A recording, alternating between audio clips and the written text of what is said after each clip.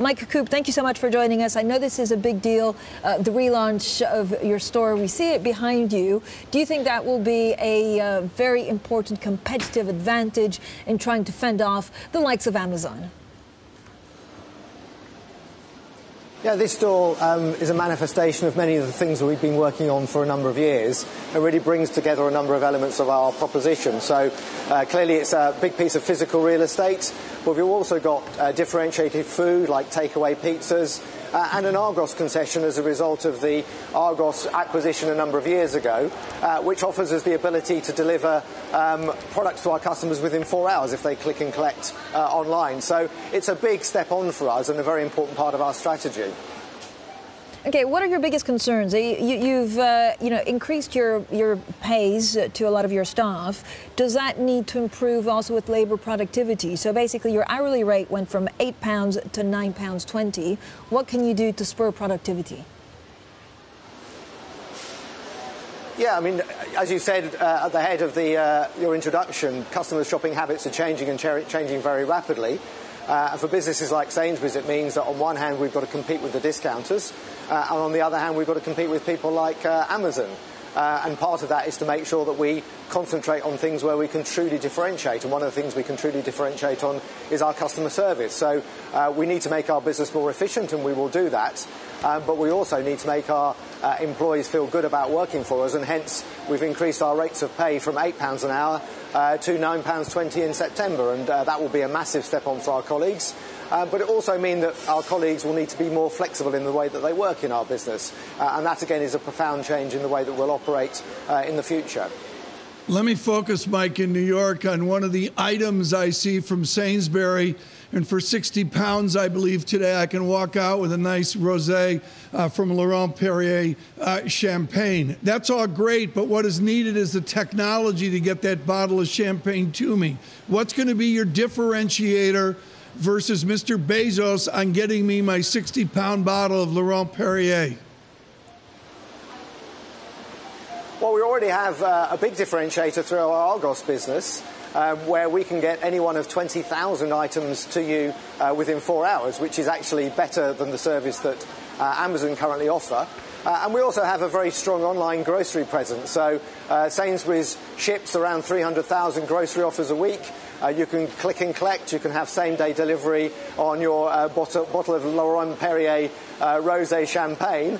And again, that will compete very well with the likes of Amazon. And it's very important as we look forward that we increasingly join together our offer.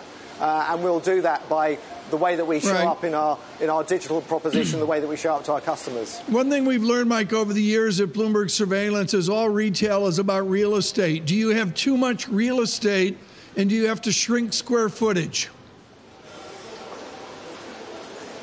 We have to redeploy our real estate. There's no reason we need to shut down stores or indeed consolidate our footprints. We think we have about the right number of stores. We have roughly 2,000 stores in the UK, 600 supermarkets, 800 convenience shops, and then around 700 Argos stores which are trading. But the way that the space is used will change. And so what we're already doing is moving our Argos stores into Sainsbury's, which means that we're using the space differently. And I've talked already about things like offering, let's say, takeaway pizzas, which is something that we wouldn't have done as well a few years ago. So gradually we're repurposing the space, and that's, of course, manifested itself in the shop that we're in at the moment. There are some very different ways that we're using our space in this store. Yeah, Tom will be delighted to see that he can have a takeaway pizza with his bottle of champagne. Mike Coupe, when you look at the long-term implications, right, of having a greater percentage of your business online, does it change the way you merchandise your stores?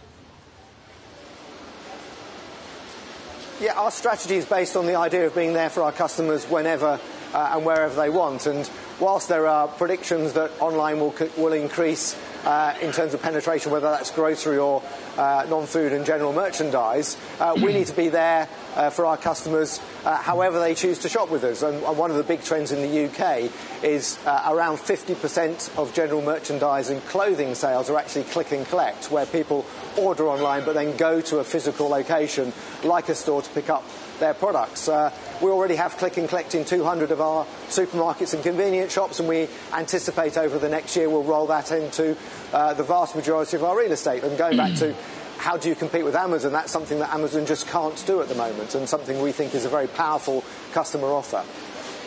And where do you see Sainsbury Bank heading? Is it just a consumer finance, or can it actually be a fully fledged challenger bank? We have a successful bank and we serve many millions of Sainsbury's customers, and it's a proposition which is there for Sainsbury's customers.